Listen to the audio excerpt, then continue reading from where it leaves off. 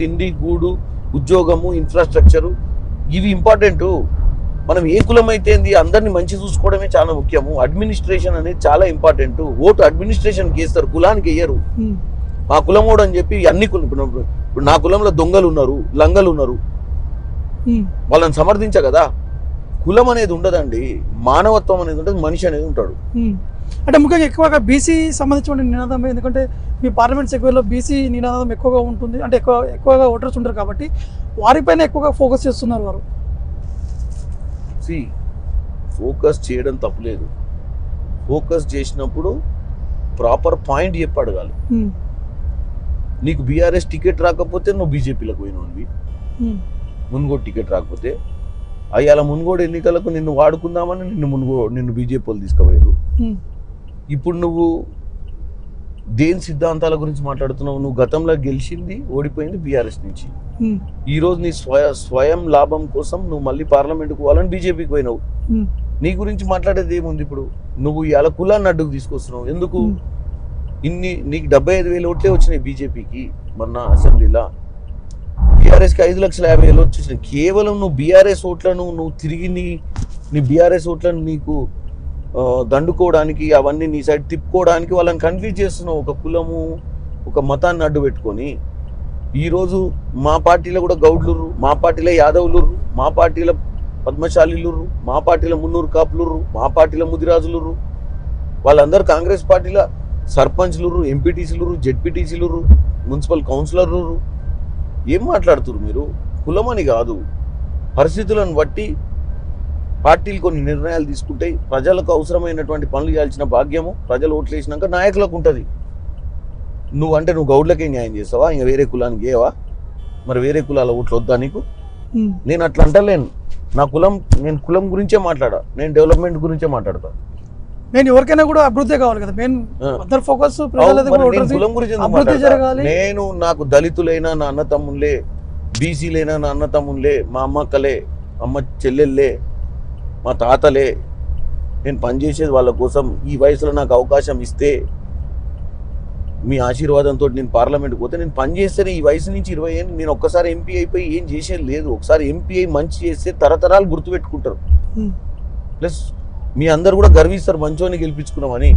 నన్ను గెలిపించుకున్నాక వీడు అసలు చెప్పింది ఏంది, చేసింది ఏందని తిట్టే పరిస్థితి ఉంటుంది. నాకు అవసరం లేదు ఆ పరిస్థితి. నేను ఈరోజు స్వచ్ఛందంగా మీ ముందుకు వస్తున్నా, నాకు ఒక ఆలోచనతో వస్తున్నా. రాష్ట్రంలో ముఖ్యమంత్రి రేవంత్ రెడ్డి గారు కూడా ఒక యంగ్ యువకుడు, ఆయన కూడా ముఖ్యమంత్రి అయ్యిండు. మాలాంటి వాళ్ళం అందరం ఆయనతో కలిసి రాష్ట్రాన్ని డెవలప్ చేసుకోవాల్సిన అవసరం ఉంది. మాకు ఒక విజన్ ఉంది, మా ముఖ్యమంత్రికి ఒక విజన్ ఉంది. మా విజన్ ప్రకారం మేము పనిచేస్తాం, మమ్మల్ని నమ్మి ఓటేయమని ప్రజలను అడుగుతున్నాం. ఖచ్చితంగా ఇబ్రాహీంపట్నం నియోజకవర్గంలో కేటీఆర్ పర్యటించినటువంటి సమయంలో ఇబ్రాహీంపట్నం కాన్స్టిట్యున్సీ కావచ్చు, అక్కడ ఉన్నటువంటి చుట్టుపక్కల పరిధిలో ఉన్నటువంటి చాలా వరకు కంపెనీని పెట్టుబడులను తీసుకొచ్చాము, కానీ వీరు వచ్చిన తర్వాత ఆ పెట్టుబడులన్నీ వెనక్కిపోతున్నాయి అనేది అంటున్నారు. అది వాస్తవమేనా? అసలు జరిగింది ఏంటిది అక్కడ? ఒకటి, ఫస్ట్ ఆఫ్ ఆల్ ప్రజలకు అర్థం కావాల్సింది, పెట్టుబడులు తీసుకొచ్చిన తర్వాత పెట్టుబడులు వెనుకకు పోవు. పెట్టుబడులు వచ్చేది ఎందుకు వస్తాయంటే మీరు ఇచ్చిన రాయితీలను బట్టి వస్తాయి. మనకున్నటువంటి కనెక్టివిటీ, హైదరాబాద్ అనేది super connectivity, ecosystem, strong ecosystem ఉన్నటువంటి సిటీ. ఈరోజు ఏ పొలిటికల్ పార్టీకి సంబంధం లేకుంటేనే మనకు చాలా అడ్వాంటేజెస్ ఉన్నాయి మన హైదరాబాద్కి. పక్కన ఉన్న రాష్ట్రము అమరావతి అనే ఒక క్యాపిటల్ మీద కన్ఫ్యూజన్ ఉండడంతో చాలా మంది ఆంధ్ర నుంచి కూడా ఇక్కడ వచ్చి సెటిల్ అయ్యి ఇక్కడే ఉంటున్నారు చాలా మంది. సోనియా గాంధీ గారి పుణ్యాన మనకు తెలంగాణ వచ్చి హైదరాబాద్ని మనం స్వయంగా డెవలప్ చేసుకోవాల్సిన పరిస్థితి ఈరోజు వచ్చింది. ఈరోజు కేటీఆర్ గారు ఉండనివ్వండి, ఇంకో రెడ్డి ఉండనివ్వండి, ఇంకో రావు ఉండని, ఇంకో గౌడ్ ఉండని, ఎవరైనా ఉండని, హైదరాబాద్ అనే సిటీని డెవలప్మెంటు ఎవరు ఆపలేరు. మన అదృష్టం మనకు హైదరాబాద్ ఉండడము. కాబట్టి ఇట్లాంటి పిచ్చి మాటలు, సబ్జెక్ట్ లేని మాటలు మాట్లాడకుండా ఇంకా చాలా ఇండస్ట్రీస్ వస్తున్నాయి. రేవంత్ రెడ్డి గారు కూడా దావోస్కు పోయిండు మననే ముఖ్యమంత్రి అయిన తర్వాత. 30,000 కోట్ల రూపాయల ఇన్వెస్ట్మెంట్స్ని సైన్ చేసి వచ్చిండు, ఎంఓఎస్. డెవలప్మెంట్ ఎవరున్నా ఆగదు, వాళ్ళంతలో వాళ్ళే వచ్చి అప్రోచ్ అవుతారు మనల్ని. పెద్ద పెద్ద ఇండస్ట్రియలిస్టులు, మేము మీ హైదరాబాద్లో పెట్టుకుంటాం, మాకు కొంచెం వెసులుబాటు కల్పియండి, మాకు మీరు ప్రాపర్ ల్యాండ్ అలాట్ చేయండి, మాకు ఏమన్నా ఉంటే హెల్ప్ చేయండి, మాకు కొంచెం పికప్స్ లేకుండా మాకు వ్యవస్థలు నడిచే విధంగా మీరు సహకరించాలని ప్రభుత్వాలను వేడుకునే పరిస్థితి. ఇలా మనం డిమాండ్లు ఉన్నాం, ఇండస్ట్రీస్ కాదు. ఇండస్ట్రీస్ రావడానికి రెడీగా ఉన్నాయి. మనం చేయాల్సింది ఏంటంటే ఇండస్ట్రీలు పెట్టించుడు గొప్ప కాదు, ఆ ఇండస్ట్రీలో తెలంగాణ యువకులకు ఉద్యోగాలు వస్తున్నాయా లేదో చూడాలి. ఈయన పెట్టించిన ఏ ఇండస్ట్రీలో కూడా ఈరోజు మన తెలంగాణ వాళ్ళకు ఉద్యోగాలు లేవు. 50 అంతస్తుల గూగుల్ అంటాడు, అమెజాన్ అంటాడు, ఈ అంటాడు, అవి అంటాడు. మరి వాళ్ళందరినీ స్కిల్ డెవలప్మెంట్ చేసి 10 ఏళ్ళ బంగారు తెలంగాణలో అంటే బంగారు తెలంగాణ చేశాము. కాంగ్రెస్ పార్టీలో ఉన్నటువంటి సమయంలో అన్ని కూడా అప్పులు కూడుకుపోయినటువంటి సమయంలో తెలంగాణ ఉద్యమం తర్వాత, తెలంగాణ రాష్ట్రం వచ్చిన తర్వాత 10 ఏళ్ల పాటు చాలా వరకు రాష్ట్రంలో అభివృద్ధి జరిగింది అని వారు ప్రతి ఒక్కటి కూడా డీటెయిల్గా చూపిస్తున్నారు. డీటెయిల్గా మేమే చూపించినాం కదా. ఏం పిచ్చి మాటలు ఆయన మీరు మీరు మీరు కరెక్టేనా చెప్పేది ఆయన ఈ మాట అన్నాడని? నేను కేటీఆర్కి చెప్తున్నా, ఒకవేళ ఇక్కడ ఉన్న మా నవీన్ అడిగినట్టుగా మీరు కనుక అప్పుల రాష్ట్రంగా మీకు తెలంగాణ ఇచ్చుంటే 65,000 అప్పున్న తెలంగాణ రాష్ట్రం విభజన హామీలల్లో మిగులు బడ్జెట్ ఉన్న రాష్ట్రం నీకు ఇస్తే 7 లక్షల కోట్లు అప్పు చేసింది నువ్వు. శ్వేతపత్రం అందుకే రిలీజ్ చేసిన, నీ తలతిక్క మాటలు మాట్లాడతావనే. అప్పు చేసింది నువ్వు, ఇచ్చింది మంచి హెల్తీ స్టేట్ ఇచ్చింది కాంగ్రెస్ పార్టీ. 65,000 అప్పును 7 లక్షల కోట్లకు అప్పు చేసినావు. మళ్ళీ మేము అప్పుల రాష్ట్రాన్ని నీకు ఇచ్చినామని చెప్తున్నావు అంట. కొద్దిగా మార్చుకో లైను. మీరు రాష్ట్రాన్ని ఆగం చేసిర్రు. మీ నాయన, మీ బావ రబ్బర్ చెప్పుల హరీషు మీరంతా ఏడు ఉండే ఇవాళ మీ ఆర్థిక పరిస్థితి ఏందో అందరికి తెలుసు. ఫామ్ హౌజులు, వ్యవస్థలు, ఇవన్నీ తెలంగాణ ప్రజల సొమ్ము. 100 ఎకరాలు, లక్షల ఎకరాలు నిర్వీర్యం అయిపోయినాయి ధరణి పోర్టల్ వచ్చినాక. ఎవడి పేర్ల మీద రాసిరో చెప్పాలి మీరు. నిన్న వక్ఫ్ బోర్డు వాళ్ళు చెప్తుర్రు అసలు వక్ఫ్ బోర్డు మీద ఎన్ని భూములు ఉండేనో మీ ధరణి పోర్టల్ వచ్చినాక వక్ఫ్ బోర్డు భూములు ఎన్ని కాజేసిరో ధరణిలో. ఇవన్నీ బయటకు వస్తాయి కేటీఆర్. ఇంకా తిరుగు కొన్ని రోజులు నీ డైరీస్, బీఆర్ఎస్ డైరీస్ అని చెప్పి ఫోన్ ట్యాపింగ్లు, కాళేశ్వరం ప్రాజెక్టు, ల్యాండ్ స్కామ్లు.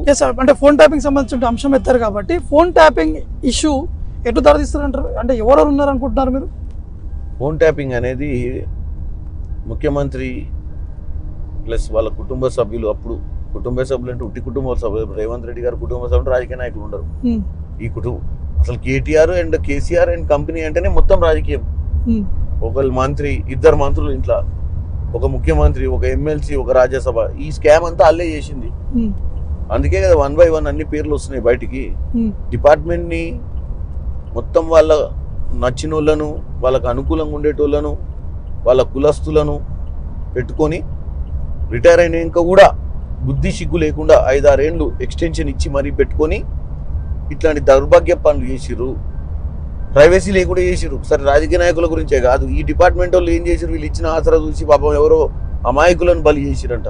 వాళ్ళ ఫోన్ ట్యాపింగ్ చేసి వాళ్ళకు ఉన్నటువంటి వీక్నెస్లు పట్టుకొని, వాళ్ళకు ఉన్నటువంటి అమాయకులు ఎవరు, సినిమా యాక్టర్లను కూడా. అంటే పేర్లు మీకు తెలిసి ఉంటాయి కదా. పేర్లు ఎందుకు? పేర్లు అంటే నాకు నేను చదివిన మీ లెక్కనే ఎవరో టీవీలో చూపిస్తే. నల్గొండ జిల్లాలో కొంతమంది అమ్మాయిలు, 2 కానిస్టేబుల్ ఇంట్లో పనిచేసేవాడు. ఆ వ్యవస్థ అర్థమైనాక వాడు అది వాడుకుంటూ వాడు ఏముంది, వీళ్ళ మీద చెక్స్ అండ్ బ్యాలెన్సెస్ లేవు కదా. నువ్వు ఏదన్నా వ్యవస్థ నువ్వు గవర్నమెంట్లో ఓపెన్ చేసినాక దాన్ని వాడుకుంటూ వాళ్ళు ఎంతమంది ఉంటారు కింద వ్యవస్థలో. వీళ్ళ గురించి నేను చెప్తలే. ఆ కింద కానిస్టేబుల్ స్థాయి ఉన్నాడు కూడా ఈ మిషనరీ పెట్టి దాన్ని ఒకసారి ఎట్లా చేస్తుంది, దీన్ని ఒకసారి ఎట్లా చేస్తుంది, వాడిని ఒకసారి ఎట్లా చేస్తుంది అని చెప్పి మిస్యూజ్ చేసిరు వీళ్ళు. అంటే ఎంతమంది మీద ఇప్పుడు చామల కిరణ్ రెడ్డి ఎడ తిరుగుతుండే ఏం చేయాలని చెప్పి నిఘా పెట్టాలంటే ఎంతసేపు ఇటువంటి మిషనరీ ఉన్నప్పుడు ఇట్లాంటి తప్పుడు చేసి స్వతంత్ర స్వేచ్ఛ లేని రాజ్యం పబ్లిక్ని హింస పెట్టిరండి, హింస. చివరిగా మీ భువనగిరి పార్లమెంట్ ప్రజలకి మీరు ఏం చెప్పబోతున్నారు? అసలు ఎటువంటి హామీలు ఆ ప్రజలకు ఇస్తారు?